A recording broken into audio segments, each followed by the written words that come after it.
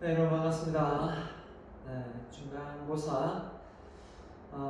우리는 기업사에는 중간고사를 안 쳤지만, 다른 과목도 중간고사 치는 과목이 있죠. 시험 치른다고 고생 많았습니다. 그리고 흥하는 기업, 망하는 기업, 자료조사 30장 이상 잘해줬을 거라고 믿고요. 제가 잘 체크하겠습니다. 그리고 그 흥하는 기업, 망하는 기업은 나중에 기말고사 때는 PPT 자료로 만들어서 어떻게 발표를 할 수 있는 기회가 되면 하고, 그렇지 못하면 그 자료를 정리해서 받는 걸로 하도록 하겠습니다.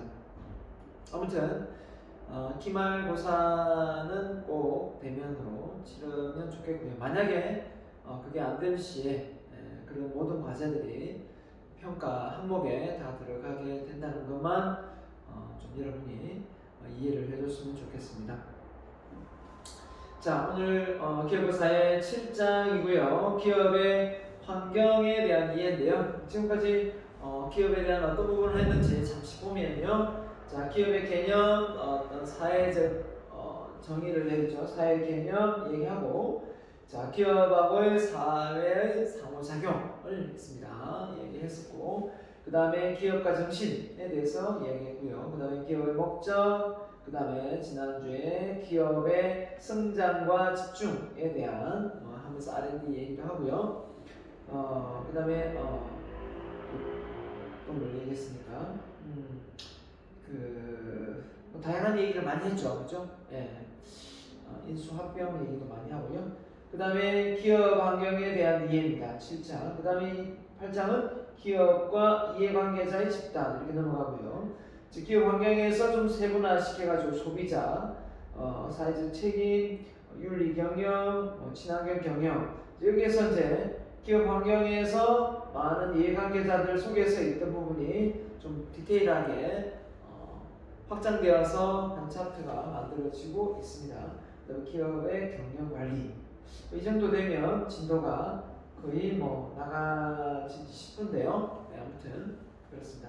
기업 환경에 대한 이해. 자, 한번 보겠습니다. 자, 우리가 기업 환경의 의의를 이해하고 그 다음에 기업 환경의 여러 가지 영역을 이해하면서 결국은 기업을 이해하는 차원에서 기업을 둘러싸고 있는 여러 가지 환경은 어떤 게 있고 그 기업 환경에서 기업이 살아남는 방법이 여러분이 회사에 취업을 했을 때 또는 공기업에 들어가든 그 조직이 주변의 환경에 잘 적응하고 살아남을 수 있는 전략과 전술이 또 구축되는 그 과정이죠. 그렇습니다.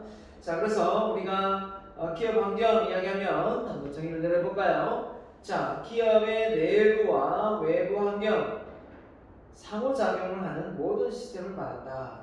기업의 내부와 외부 환경.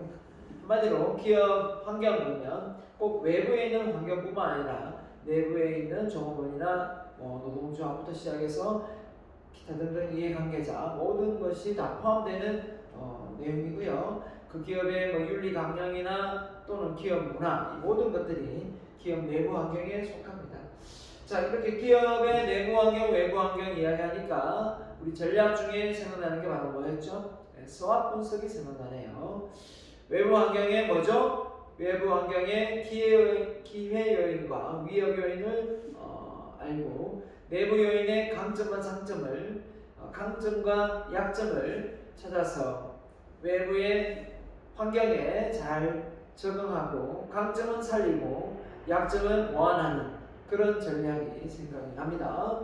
자, 그래서 우리가 기업은 환경으로부터 투입 요소를 획득하고 맞죠? 많은 인풋 대비 아웃풋이니까 이를 기업 내부에서 가공 변환하여 이 가공 변환하는 게 인적이면 리더십이 있을 수도 있겠고 가공품이면 제조 과정이 되겠죠.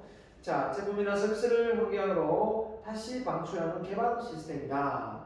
기업의 전체를 하나의 틀로 본다면 결국은 기업의 새로운 어떤 원자료가 오면 그 내용이 고부가가치로 탈바꿈해서 아웃풋 되는 거죠. 자, 책에는 없지만 좀 한번 기업의 환경에 큰 변화의 틀입니다. 자, 산업 사회에서 디지털 경제 사회로 이렇게 큰 틀이 한번 바뀌었습니다. 언제 바뀌었죠? 자, 1차 산업혁명이 뭐였죠? 전기기관. 2차 산업은 전기. 3차 산업은 바로 인터넷이죠. 4차 산업이 IoT, 사물 인터넷, AI, 빅데이터, 플랫폼, 이 모든 것들이 4차 혁명 시대 아닙니까? 자, 디지털 혁명은 말 그대로 인터넷이 보급됨으로 해서 만들어진 것 같아요. 자, 이때 변화의 동력이 기계 엔진에서 어떻게 바뀌었습니까? 디지털 정보 처리. 그래서 엘빈 토플러가 제3의 물결 책을 쓰면서 지금 정보와 지식 사회가 온다라고 이야기를 했고, 우리나라를 김대중 대통령 때 컨설팅해서 어떻게 했습니까? 복지 예산으로 잡혀있던 것을 전부 케이블 선을 까는데 투자를 했습니다. 정말 잘한 거죠. 자, 변화의 속도가 점진적인 것이 한마디로 변화의 속도에 맞춰서 갈 수 있는 정도였는데 이게 급진전합니다. 이제는 변화의 속도를 아예 예측할 수 없고 따라갈 수 없을 정도, 따라가기도 버거울 정도의 어떤 기업의 외부 환경이 우리가 지금 그 속에서 우리가 살아가고 있고, 이런 코로나 사태를 주시하던데, 예를 들면 우리가 상당히 바이러스와의 어떤 전쟁을 좀 치르긴 했었지 않습니까? 메르스부터 해서 했지만 이 정도의 사람이 죽어나가는 경우는 없었습니다. 지금까지 전 세계 인구가 이렇게 많이 하루에 4,000명씩 이렇게 죽는 경우는 없었거든요. 자, 이런 점을 놓고 볼 때 우리가 이런 이 시대 변화에 우리가 바이러스보다 먼저 빠른 신약 기술을 변이보다 빨리 만들어내야만 우리 인간이란 이 존재가 살아남을 수 있는 거 아닙니까? 그죠? 자, 변화의 주도, 산업 자본, 신흥 자본이 중요한 돈이 이제 그 주도의 변화는 지식과 정보, 이 지식 근로자가 훨씬 더 어떻게 보면 그 기업의 경쟁력을 좌우하는, 자본가에서 어떻게 보면 근로자의 머릿속에 있는 창의성, 아이디어, 이런 게 중요하게 된 거죠. 변화의 대상이 정치, 사회, 문화 등으로 확산, 그죠? 확산. 특정 지역의 세계로 확산 이렇게 했는데, 경제에서 정치, 사회, 문화 등으로 확산했는데, 자, 정치, 경제, 사회, 문화 등의 거의 동시에 영향. 그래서 전 세계가 동시에 진행. 한마디로 얘기하면 지금의 소셜 네트워크, SNS죠. 소셜 네트워크를 통해서 어떻습니까? 이 변화의 속도가 이 변화의 속도가 거의 동시다발적으로 일어나는 겁니다. 그렇죠? 그렇기 때문에 어떻게 보면 코로나 바이러스가 번지는 것처럼 크게 번지는 그런 어떤 변화인 것 같습니다. 핵심 요소가 노동과 자본이 주축을 이뤘다면, 이제 뭡니까? 기술과 정보와 지식의 핵심 가치로 자리매김을 하고 있습니다.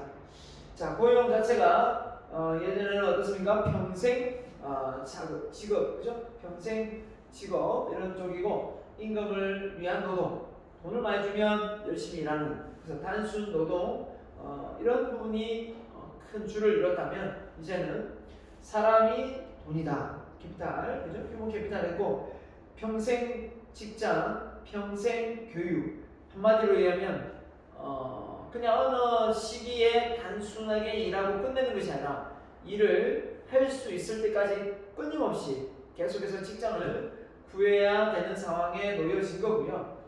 소유를 위한 노동, 스톡옵션. 한마디로 하면 이제 사람에게 능력이 탁월하면 그 인재가 외부로 빠져나가지 않도록 이 스톡옵션을 주는 거죠. 멀티태스킹, 다중 작업을 여러 가지를 하게끔 만들어냅니다. 맞죠? 그래서 근무 형태가 고정된 근무가 아니라 이제는 재택근무 지금 코로나로 많이 하죠. 파트타임, 자유시간 근로제. 보면 우리가 많이 하는 지금 유연근무제, 이런 상황이 많이 발생되고 있죠. 자, 그 다음에 기업의 조직도 이 피라미드 조직에서 어떻습니까? 수익적 피라미드 조직에서 플랫 조직, 이 수평 조직, 인스턴트 조직이다. 이런 말로 네트워크 조직이다. 다 얽혀 있다. 다 얽히고 설켜 있어서 이제는 어느 한쪽만 무너지면 다 같이 이렇게 무너질 수 있는 구조다라고 볼 수 있는 거고요. 경영 방식의 명령 통제, 좀 수직 하달식, 최고 경영위에서 중간 관리자로 이렇게 하위 관리자로 이렇게 쭉 내려온다면 지금은 그게 아니라 자기 관리 광범위한 분산되어서 알아서 해주기를 바라고 인파워먼트 책임을 이렇게 전가하고 거기에 대한 스스로 책임을 지고 그래서 제가 지금 아는 분이 교육을 받고 있는데요. 그분이 삼성 SDI 다닙니다. 그분의 직급이 과장 부장이 아니라 그냥 프로입니다. 김프로, 최프로, 프로 이렇게 부르더라고요. 직함을. 자, 그런 것처럼 왜 그렇게 부르냐? 중요한 거는 이제 그 직책을 통해서 어떻게 보면 너무나 서로가 좀 차별성을 꾀하고 이런 것보다는 서로 화합하고 소통하고, 그죠? 나이를 떠나서 이제는 회사에 어떤 성과를 내는데 많은 아이디어를 낼 수 있는 그런 분위기 모드로 가는 거죠. 조직 문화 자체가 서열화되고 연봉 서열화되고 이런 부분을 연봉제로 바꾸고 성과급제로 바꾸고, 그죠? 연봉제로 성과급으로 바꾸고 어떻게 합니까? 이제는 젊은 층에서도 기업에 기여하는 바가 크고 많은 성과를 내면 그 직원을 특히 더 이렇게 많이 기회를 주는 그런 이제 상황이 되는 거죠. 그렇지 않으면 나와서 자기가 창업을 해버리는데, 그죠? 그래서 생산 방식의 규모의 경제다. 이제 어떻게 하면 회사를 어떻게 크게 만들어서 많은 제품을 찍어낼까 이런 어떤 생각에서 규모가 그렇게 클 필요 없고 이제는 제조업도 없는 경우도 많습니다. 제조업도 없고 제조업의 그 제품을 의뢰하면 제조업에서 브랜드까지 다 찍어서 만들어주는 시대가 된 거지 않습니까? 그래서 뭐 제약 같은 경우는 제약사들은 많은 그 제약사가 있지만 제약을 만드는 제조회사는 많지 않거든요. 자, 다품종 소량 생산, 재고, 감축, 그죠? 그래서 바로바로 디맨드 온 요구를 하니까 네트워크라로 비용 절감이 됩니다. 그래서 상당히 어떻게 보면 도매상, 소매상 이렇게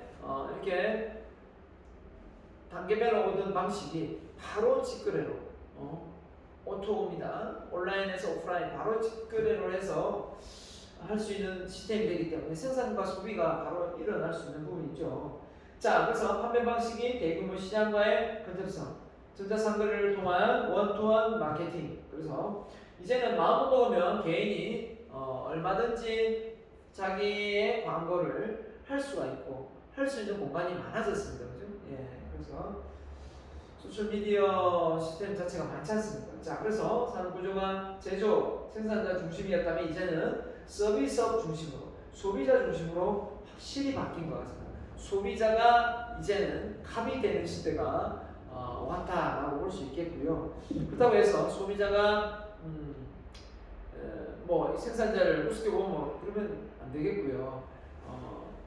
언젠가 갑이 어리였던 시절이 있었기 때문에 그 서러움이 있다면 다시 갑이 됐다 해서 그걸 누리면 안 되겠죠. 아무튼 산업 구조가 대기업 중심에서 이제는 중소벤처기업 역할을, 자, 중국의 알리바바 그 마윈도 알리바바를 창업했던 마윈도 본인이 중소기업의 고충을 보고 대기업에 휘둘리는 그 중소기업의 고충을 보고 중소기업이 대기업과의 경쟁 없이 크게 성장할 수 있는 방법이 뭐가 있을까 생각했던 게 바로 플랫폼 사업이었어요. 왜냐하면 규모 면에서는 잽이 안 되니까, 그죠? 규모 면에서는 아무리 해도 그 기계나 뭐 설비 부분이나 뭐 토지 부분, 이 공장 규모로서는 도저히 이길 방법이 없지만 이 플랫폼 시장을 통해서 이 온라인상에서의 규모 면에는 소비자에게 이 홍보만 잘하면 얼마든지 소비자 단체를 결성할 수가 있기 때문에 언제든 제품을 구매할 수 있도록 할 수가 있잖아요. 그렇기 때문에 결국은 온라인만이 대기업을 싸워서 이길 수 있다라고 생각을 했다고 하더라고요. 자, 그런 점에서 머리가 상당히 앞서가지 않았나라는 생각을 저는 하게 됩니다. 자, 그래서 다시 우리 본론 책으로 와서 기업 환경의 개념 세분화. 자, 내부 환경, 외부 환경 이렇게 나뉩니다. 자, 내부 환경 무엇이고 외부 환경 무엇인지 자, 그렇게 한번 이해를 하고 미시적으로 거시적으로 이렇게 본다고 보시면 되겠습니다. 기업의 환경을 볼 때 기업 환경은 일반 환경, 과학 환경 이렇게 나뉘는데요. 자, 그래서 과학 환경, 일반 환경 나눠가지고 어떻게 보면 일반 환경 자, 뭡니까? 자, 경제적 요인, 기술적 요인 그렇죠? 그 다음에 사회문화적 요인, 정치적, 법률적 자, 국제적 요인까지 다 포함되고요. 그다음 어떤 특정 조직에 직접적인 영향을 미치는 경쟁기업, 고객, 공급자, 규제기관, 노동조합 이런 부분을 과학환경 이렇게 봤습니다. 자, 그래서 우리가 기업에 미치는 환경의 변화 상당히 왜 이렇게 기업에 미치는 환경의 변화가 우리가 민감하게 되었느냐 보면요. 기술의 발달입니다. 기술의 발달. 그러니까 기술이 빨리 발전하지 않았으면 이렇게까지 한 기업에 미치는 영향력이 그냥 뭐 앞서가면 앞서가는 것보다 하고 좀 천천히 따라가면 되겠지 하고 이렇게 할 수도 있지만 뒤처지면 그 제품, 그 회사 제품을 아예 안 사주는데요. 그러면 얼마나 힘들겠습니까? 그래서 기업은 망할 수밖에 없죠. 그렇죠? 그래서 정보 기술 발달로 새로운 사업 모형, 경쟁 법칙, 경영 방식, 생산 방식 등이 변화를 가지고 있다. 이런 상황에서 발맞추지 못하면 기업의 경쟁력은 떨어질 수밖에 없습니다. 그래서 사물 인터넷, 인공지능, 3D 프린팅, 자, 빅데이터 출현으로 경영의 패러다임이 완전히 4차 혁명 시대로 탈바꿈되고 있다. 그래서 사업의 기회는 이 융합적인 영역에서 더 많이 상생되고 있다. 융합이 뭐였죠? 제품과 제품, 제품과 서비스, 서비스와 서비스 이렇게 융합이 된다 했습니다. 그래서 정보 기술의 발전은 국가 간의 경쟁을 모호하게 만들고 있다. 그렇죠? 그래서 그 나라의 어떤 그 자산이라고 생각했던 부분이 금세 다른 나라의 어떤 기술력으로 이렇게 빨리 공급이 되기 때문에 결국은 어느 특정 지역의 그 기술력이 빨리 보급이 되기 때문에 국가 간의 어떤 경계가 확연하게 이렇게 있는 것이 아니라 눈에 보이는 부분은 분명히 있지만 이 온라인상에서의 경계는 이미 아무리 중국이 유튜브를 막고 북한이 아무리 온라인으로 막고는 있지만 대한민국의 정보나 미국에 관한 정보를 본인이 얻으려고 한다면 많은 부분에서 찾을 수가 있겠죠. 그만큼 많이 개방되어 있으니까. 자, 그래서 결국은 뭡니까? 자, 정보기술, 그죠? 이 IT 기술 발달에 의해 기업의 자동화, 무인화 공장이 빠르게 이루어지고 있습니다.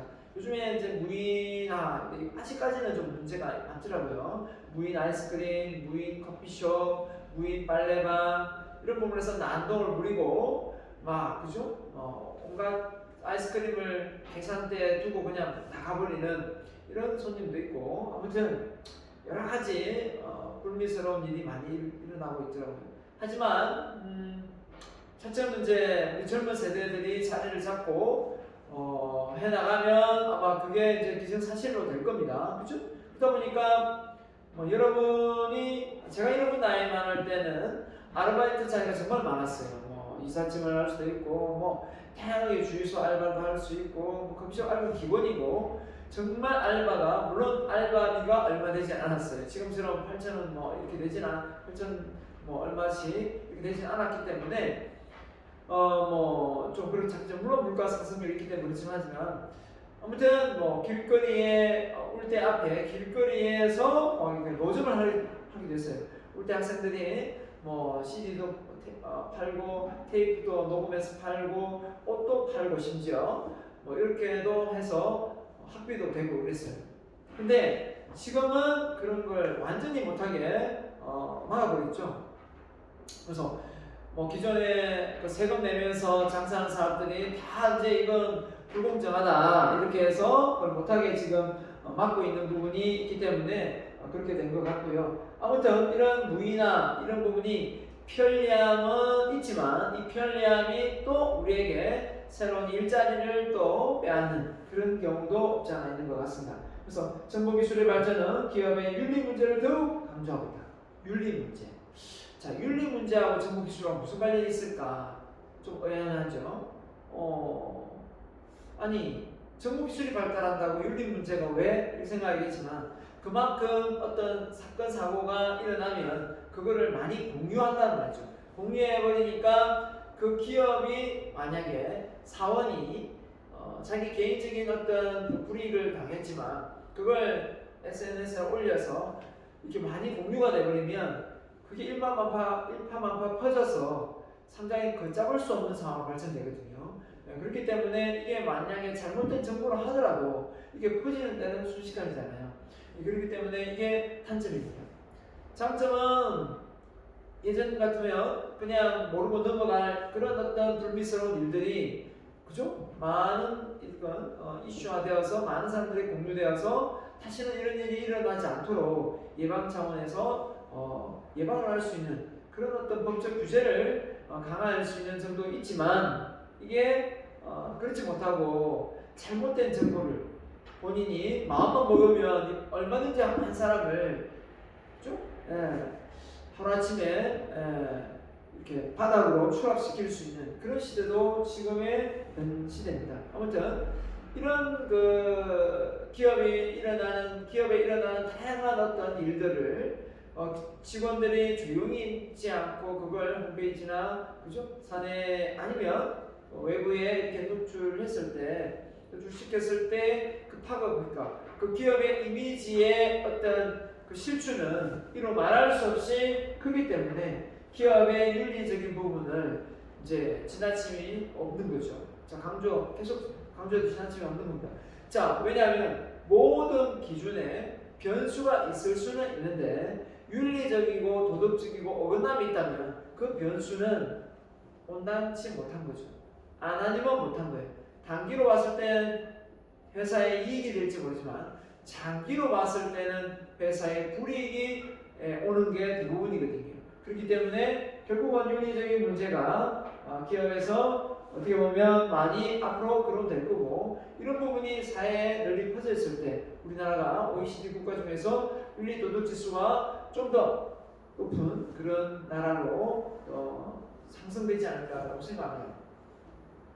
기업 환경에 대한 자연과 환경 보호에 대한 개념. 자, 우리가 이 정보와 기술의 발달로 오존층이 파괴됐다, 어떤 게 나쁘다, 좋다, 어떤 회사의 제품이 어떻게 만들어서 환경을 훼손한다 이런 내용들이 다 공유되기 때문에 이제는 이런 환경 단체들, 이런 자연을 훼손하는 걸 예방하는 어떤 소비자 단체들이 결속하기가 쉽습니다. 모여서 이거는 아니다. 우리 후손들에게 깨끗한 물, 깨끗한 공기, 깨끗한 이런 조직 문화를 만들어가기 위해서는 우리가 무엇을 해야 되느냐 이렇게 놓고 볼 때 결국은 그런 행동들이 결국 온라인상에 많이 모일 수 있기 때문에 그런 단체들이 결국은 그게 어떻게 됩니까? 기업의 활동에 방해 요소가 되긴 하겠지만 짧게 보면 단기로 보면 기업의 단점에 속하지만 장기로 보면 서로 윈윈하는 전략이 되는 겁니다.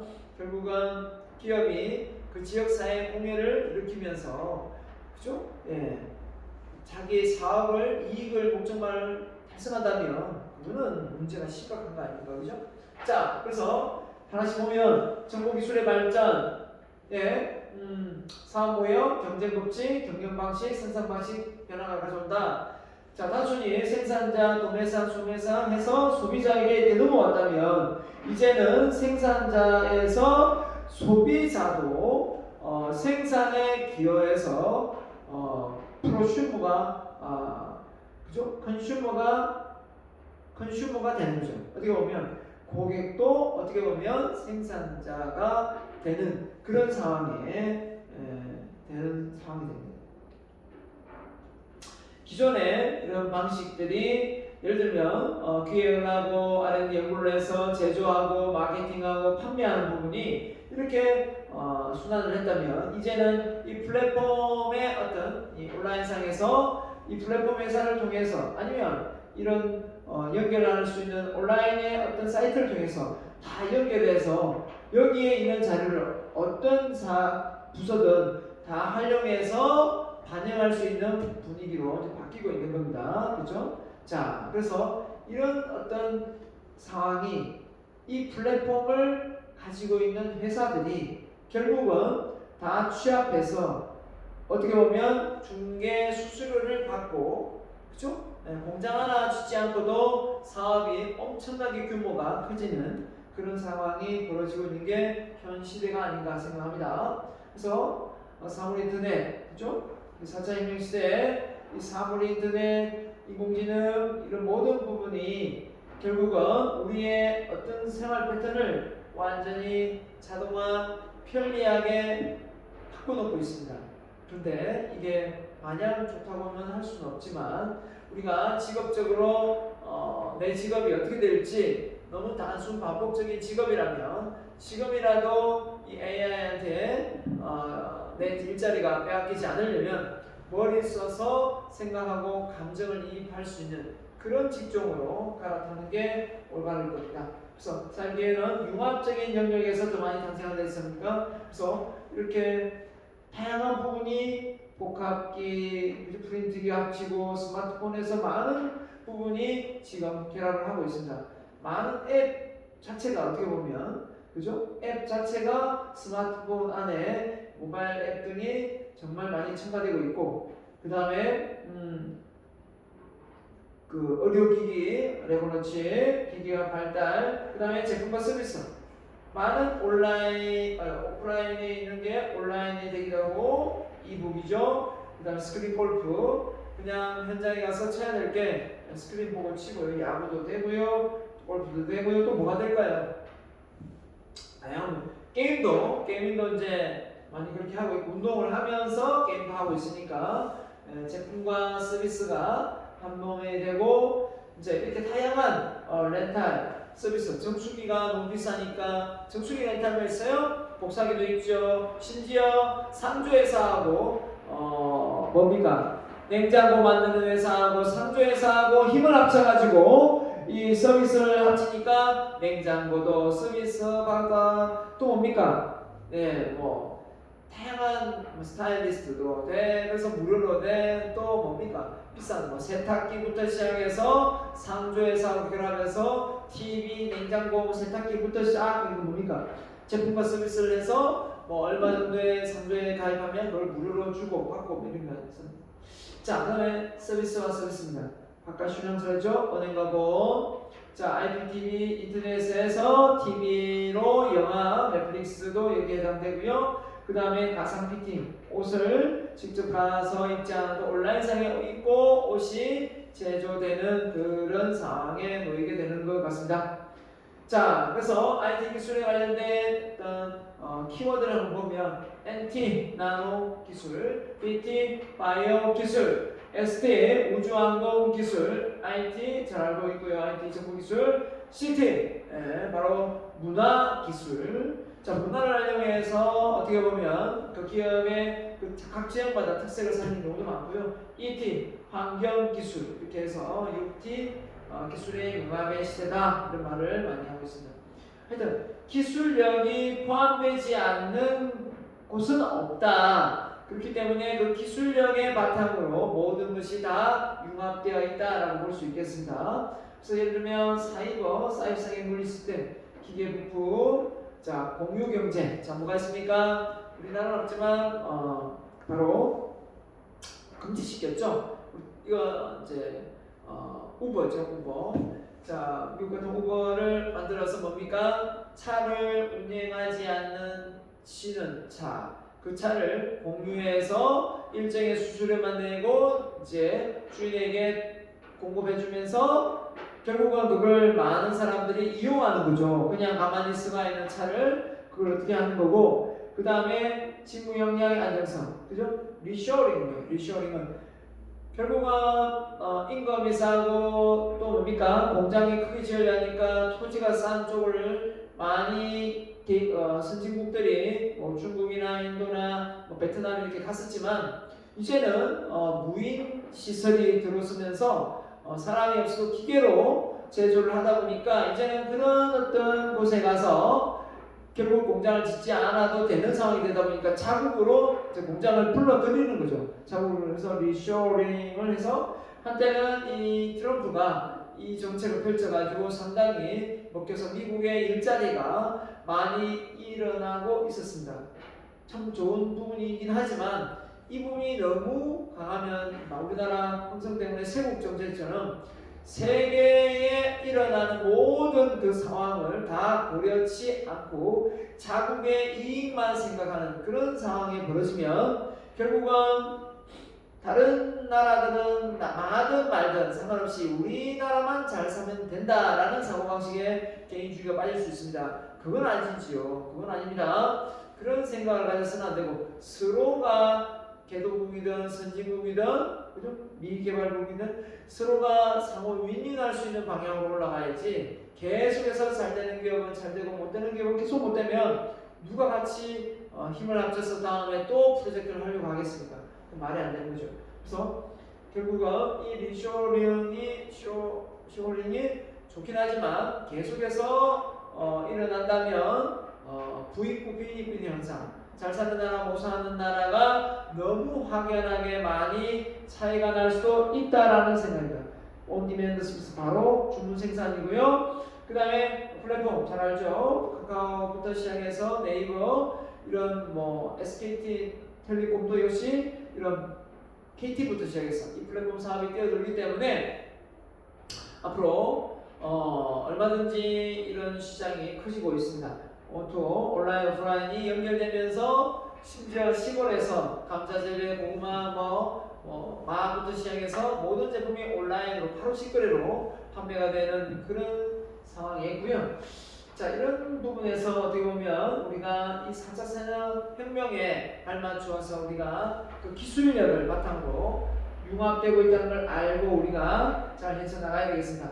그래서 정보기술의 국가의 흐름의 경계를 모호하게 만들었다. 그래서 글로벌 시장의 확장을 업무 협약, 많은 우리나라에 맥도날드가 들어가 있고 우리나라의 제품이 외국에 수출되어 있는 것처럼 결국 세계 어느 나라에 가도 이 이 무역의 장벽을 낮췄기 때문에 가능한 겁니다. 그래서 얘가 자 그랜텍 바로 뭡니까? 콤플레이어. 그랜텍은 글로벌 번역 플랫폼 플리토와 글로벌 시장 확장을 위해 업무 협약을 체결하고 플리토가 현지 번역을 제공한다. 자, 세계 173개국에 550만 명이 사용하는 글로벌 번역 플랫폼이다. 3월 1:1 전문 번역 서비스를 출시했다. 영상, 게임, 콘텐츠, IT 등 다양한 산업군의 700여 개의 업체가 사용한다. 그랬습니다.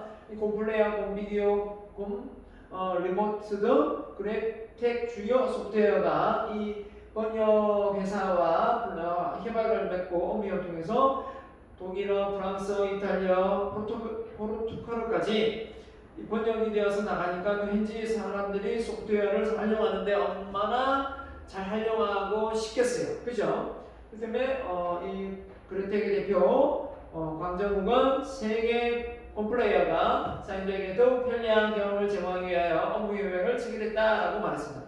이게 이제 이런 체결 협약이 없으면 이게 그냥 국내에만 쓰던 또 뭐 영어권에만 쓰던 이렇게 되겠지 않겠습니까? 그 다음에 이렇게 사무자동화 무인화되다 보니까 사람을 구경할래야 구경할 수가 없는 이런 상황까지 도래되고요. 가면 갈수록 자동화되고 있기 때문에 그런 상황 우리가 눈으로 지켜봐야 되고 있는 상황이고요. 자, 하지만 기업이 투명화될 수밖에 없다. 정보기술의 발달로 어느 누구가 이제 CCTV가 많이 또 보급이 되어 있기도 하고 또 이 사람의 어떤 이 예전 같았으면 억울하게 그냥 뭐 윤리적으로 도덕적으로 문제가 있으면 뭐 성폭력이든 이런 부분을 다 이제는 공유하다 보니까 그 전까지 한 20년, 20년, 결국은 초등학교 때까지 당했던 성추문까지 다 거론해서 어떻게 보면 그걸 공개해서 그 사람을 한번 더 이미지를 실추시키는 그런 상황까지 벌어지고 있습니다. 이게 이제 어떻게 보면 이제 좋은 부분도 있고 나쁜 부분도 있지만 이 조그마한 부분이 크게 부풀려질 수도 있고 그렇지 않습니까? 눈덩이처럼 또 좋은 점은 그냥 묻힐 수도 있고 모를 수도 있는데 이참에 그 사람에 대한 새로운 어떤 안 좋은 이미지를 한번 또 반영하는 데 기여할 수도 있습니다. 그러니까 피해자의 입장에 생각해 보면 상당히 억울하거든요. 저 사람이 저렇게 잘 나가고 저렇게 성공했는데 사실은 그 사람이 그런 사람이 아닌데 저렇게 미화되고 좋은 어떤 이미지로 가는 것 자체가 그 사람한테는 좀 억울할 수도 있죠. 그렇죠? 그렇지만 이걸 너무 악용해가지고 없는 얘기를 꾸며내고 막 그렇게 해서 뭔가를 돈을 더 받아내고 뜯어내려는 목적으로 하면 큰 윤리적 또 다른 문제가 될 수도 있겠습니다. 그래서 기업의 미래, 자연과 환경 보호의 개념이 강화되었다. 그래서 인재가 부족하다. 취약한 공공행정, 기후변화, 그죠? 높은 저소득 비중, 불안전한 에너지 공급 이런 부분이 미래를 위해 극복해야 될 과제가 아닌가라고 이렇게 OECD 396명의 인터뷰 결과 나왔다고 합니다. 자, 그래서 기업의 환경의 개념입니다. 자, 그래서 기업은 이 기업의 외부 환경에 기업이 노출되어 있기 때문에 유기적으로서 항상 그죠? 단순하게 서로 유기적으로 수시로 지금 이 순간도 주거니 받거니 하고 있는 기업과 사회가 기업이 받고 있는 거죠. 자, 그러면 기업의 환경에 관심을 갖게 된 배경이 뭐냐라고 봤을 때 사회 시스템의 부분에서 사회 책임에 대한 요구가 더 많아졌다. 사회적 책임이 뭡니까? 기업이 윤리적으로 도덕적으로 떳떳하고 경제적인 책임, 법적인 책임, 이제는 사회적인 책임까지 기업한테 요구를 하고 있다. 그 기업이 잘 되고 자기 종업원들의 월급, 인센티브를 많이 주는 것을 넘어서서 그 지역사회 발전에 도모할 수 있는 책임까지 기업이 어떻게 보면 또 폭넓게 가져가고 있는 부분입니다. 환경변화에 대해 유연하게 하기 위한 기업 활동을 정해요. 그래서 기업의 환경의 변화가 이렇게 빠르게 진행되는데 그 기업이 따라가지 못하는 경우가 많으니까 기업의 권력을 남용이 환경에 부정적인 영향을 미치는 것에 대한 규제다. 맞죠? 기업의 어떤 특정 권력층이 더 많은 혜택을 누리고 그죠? 또 자기 계열회사에만 그죠? 완전 경쟁을 하지 않고 자기 계열회사에만 수주를 하게 한다든지 이렇게 하면 안 되겠죠. 그래서 환경보전 개선, 사회 전체 시스템에서 하나의 시스템으로 상호작용한다. 기업이 하위 시스템 속하지 않습니까? 사회 전체 시스템을 봤을 때 그 얘기를 하는 것 같습니다. 자, 그래서 기업 환경의 내부 환경 뭐냐? 우측에 보강 설명입니다. 자, 그래서 주주, 종업원, 협력기관, 소비자가 있다면 외부 환경의 정치, 경제, 사회, 문화, 종교까지 기술 환경, 자연 환경까지, 지리 환경까지 다 외부 환경에 속한다. 라고 보는 겁니다. 환경, 그죠? 각종 규제. 지금의 어떻게 보면 최근에 거론되고 있는 게 도로의 상해 환경 변화입니다. 도로에 지금 시내에 50km, 그죠? 50km 이상 못 빼게 하고 또 달리, 그죠? 또 초등학교가 있으면 30km, 그죠? 유지하게 하고 또 외부의 도로는 많이 완화되었지만 결국은 어떻게 속도를 줄임으로 해서 어떻게 보면 사고율을 감소시키겠다 이거죠. 정치적 역량, 경제적 역량, 사회문화적인 역량 하나씩, 기술적인 역량, 법적인 역량 이런 부분이 계속해서 지금 일어나고 있고 또 만들어지고 있습니다. 자, 한번 보면요. 자, 경제적 환경에서는 반드시 주주에 대한 어떤 투자했으면 또 뭡니까? 배당을 잘 줘야 될 것 같고 금융기관에 이자 잘 갚아야 되겠죠? 그렇죠. 잘 서운하지 않게 적당 납품했으면 납품 대금을 잘 줘야 되겠죠? 고객, 경쟁기업에 대한 종업원, 경제환경, 정치 지금 정치가 대응하겠지만 상당히 잘못하고 있다. 좀 문재인 대통령의 문제가 많다. 작년 이맘때도 그나마 한 60% 정도의 지지율을 보였던 반면에 지금 많이 떨어져서 지금 40%, 30%도 지금 중반 40%가 안 되는 상황에 놓여 있지 않습니까? 자, 그래서 정치 환경, 공예, 재정 부분, 통화 정책 이런 부분이 정치적으로 다 만들어지기 때문에 지금도 가장 거론되는 게 일본의 원전 그죠? 이 오염 횟수를 놓고 지금 말들이 많죠. 지금 미국하고도 갈등이 일어나지 않습니까? 다 반대인데 미국은 무슨 배짱으로 그 오염 횟수를 바다에 버리는 걸 허용했는지 알다가도 모를 일입니다. 아무리 국방의 자주 국방의 어떤 협력의 국가이긴 하지만 아닌 건 아닌 겁니다. 조금 바이든에 대해서 제가 좀 칭찬을 많이 해줬는데 이번에는 좀 실망입니다. 바이든 그렇게 안 봤는데. 자, 아무튼 경제적 환경입니다. 환경. 그래서 산업재시장, 그죠? 인구 증가, 인구 분포, 연령. 우리는 인구가 계속 감소하고 있어서 걱정입니다. 걱정이고 소비재 시장, 고용 불안하죠. 소득, 세금부터 저축, 물가.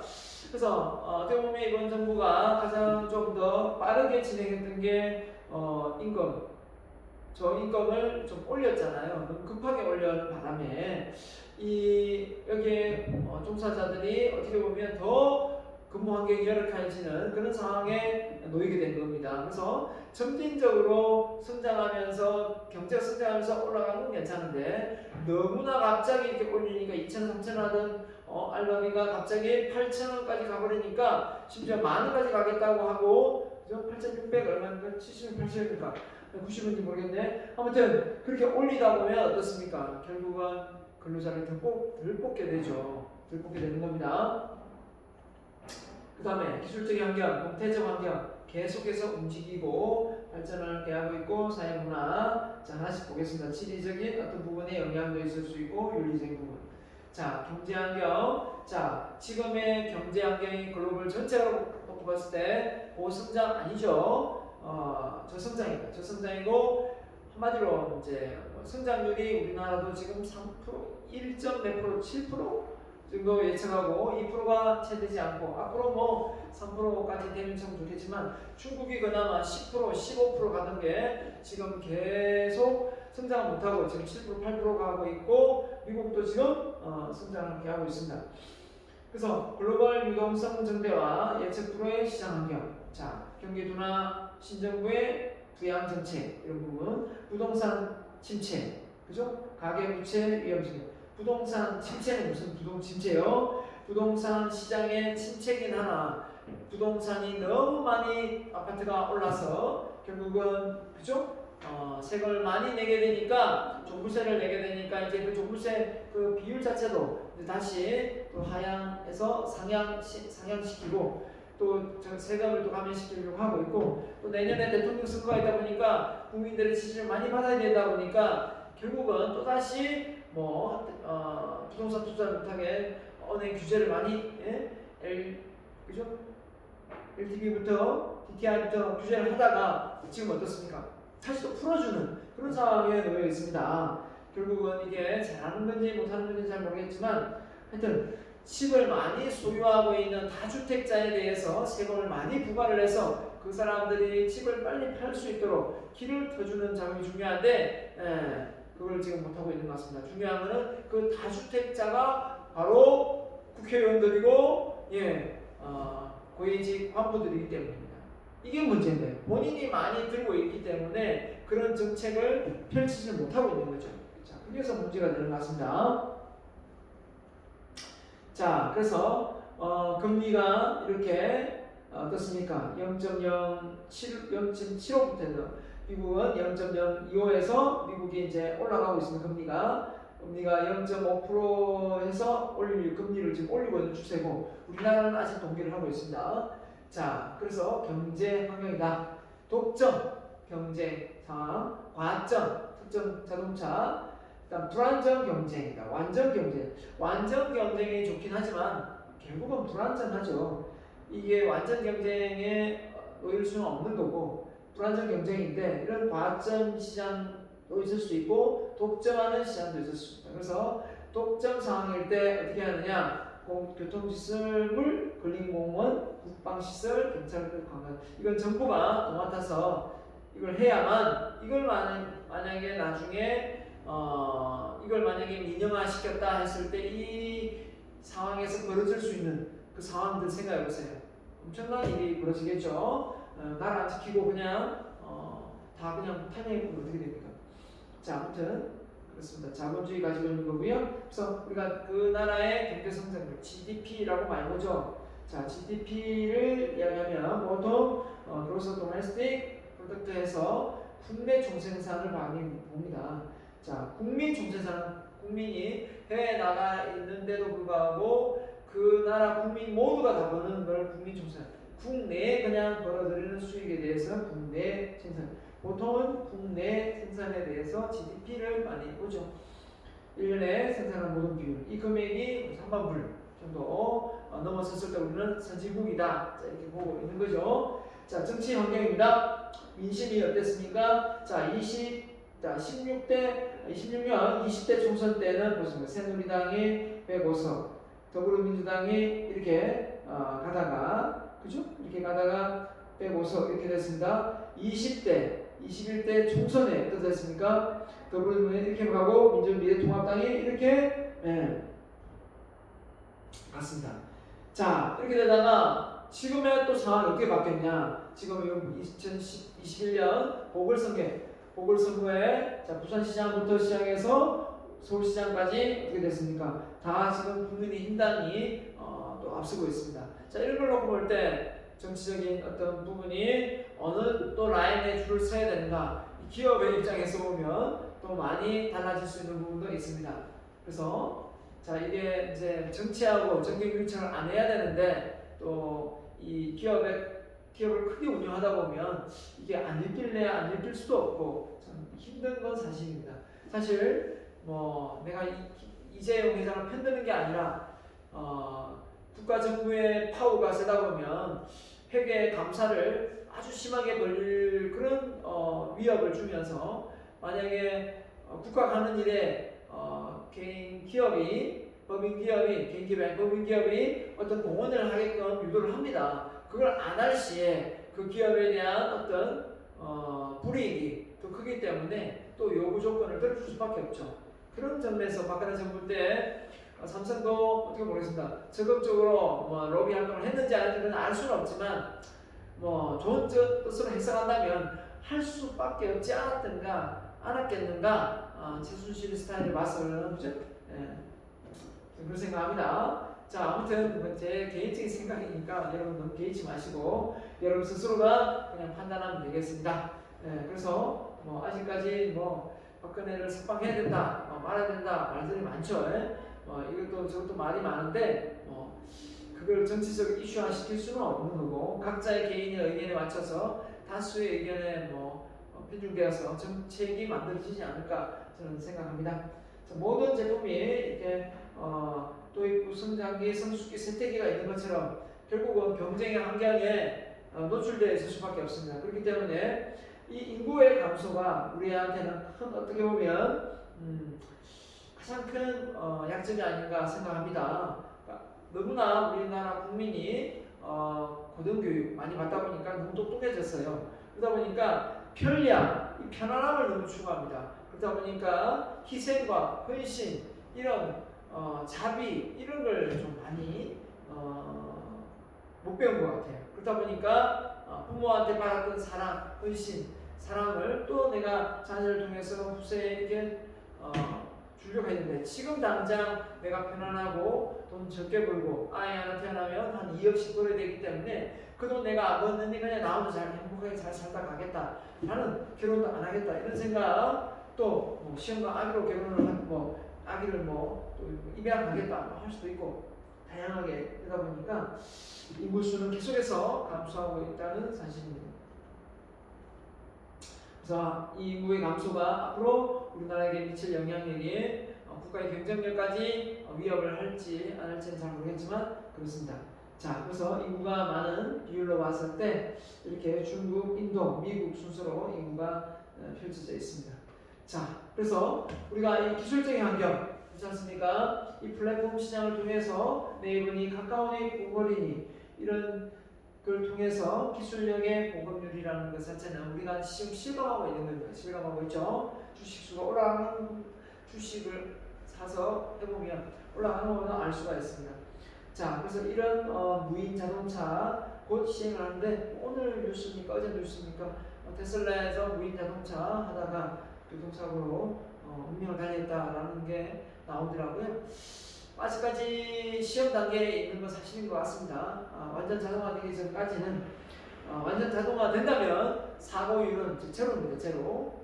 서로가 이제 무인화 된다면 사고율이 제로까지 가지 않을까라는 생각이 듭니다. 자, 그래서 65세 이상의 고령 인구의 비율이 계속해서 늘어납니다. 이에 대해 기업의 어떤 제품과 서비스가 달라지고 이에 대한 정책이 달라질 수밖에 없겠죠. 그러다 보니까 지금의 이 고령층이 결국 인구는 감소하는데 빨리 은퇴해서 될 일이 아닌 거죠. 그래서 은퇴 시기를 늦추자 하고 또는 뭡니까 임금 피크제 해가지고 더 연령대를 많이 연장시키고 있는 건 현실입니다.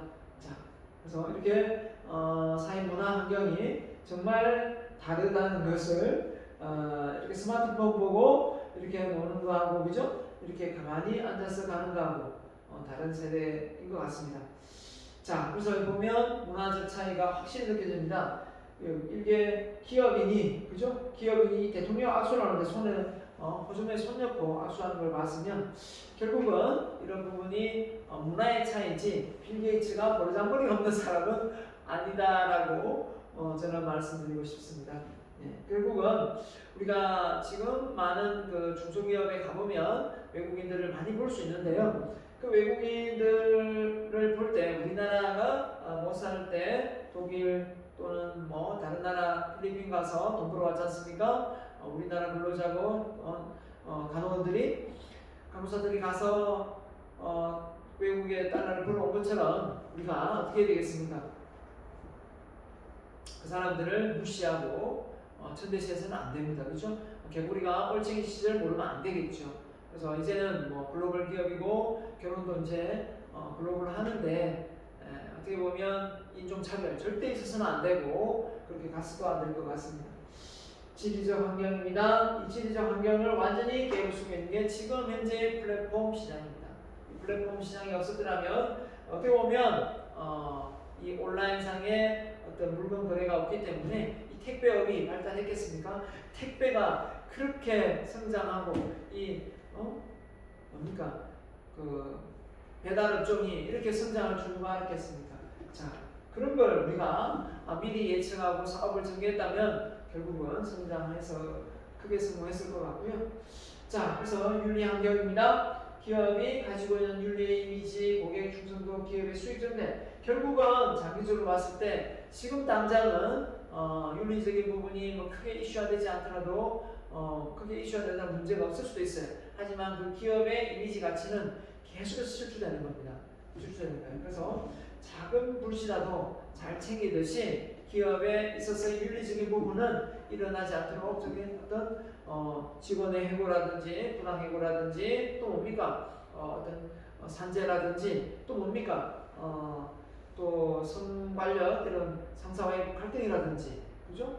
이런 불화설이 기업 윤리적인 부분에서 도덕적인 부분에서 문제가 되면 안 되고 상사가 그죠? 비리를 저지른다든지 이랬을 때 그걸 또 옛날 같으면 눈 감아주고 모른 척 하겠지만 지금은 아닙니다. 그죠? 회사의 전체적 이익에 손해를 본다면 누군가는 감수하고 그죠?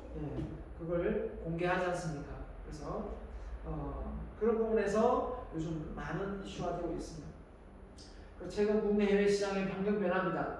최저임금이 상승으로 개인 사업자 부담금 감소, 코로나19로 IMF 사태보다 더 위기가 오죠. 자, 유가 폭락 이제 지금은 좀 많이 살아났지만 전유사 힘들었죠. 환율 상승으로 마이너스 경제 성장세. 그 다음에 한국은행 최저금리로 어떻게 보면 부동산이 거품이 일어나는 그런 상황도 지금 일어나고 있는 현실입니다. 그래서 내부 환경 이해 자, 기업의 내부 환경, 자금 조달, 그 다음에 인적 자원, 기술 수준, 유통 경로 이렇게 했는데요. 자, 기술적인 환경도 있을 수 있겠지만 이런 부분도 어떻게 보면 하나의 내부 환경이고 자금 조달에 관련되어서 주식, 기초 이런 은행이나 금융 관련 업종도 어떻게 보면 잘 관리해야 될 것 같고 인적 자원이 스톡 옵션 외부로 유출되지 않도록 또 자기 개발을 잘 시켜서 또 투자해서 R&D 분야에 투자를 해서 또 아이디어를 많이 낼 수 있도록 하고 또 역시 마찬가지로 우수한 인재를 뽑아오면 그 또 추천한 사람한테도 인센티브를 주고 맞죠? 네. 다양한 기술적 부분에서 특허로 또 그 경쟁력을 또 가요. 최근에 LG와 SK가 반도체 반도체 부분이 아니고 배터리 시장 쪽에서 미국에서 한번 붙었지 않습니까?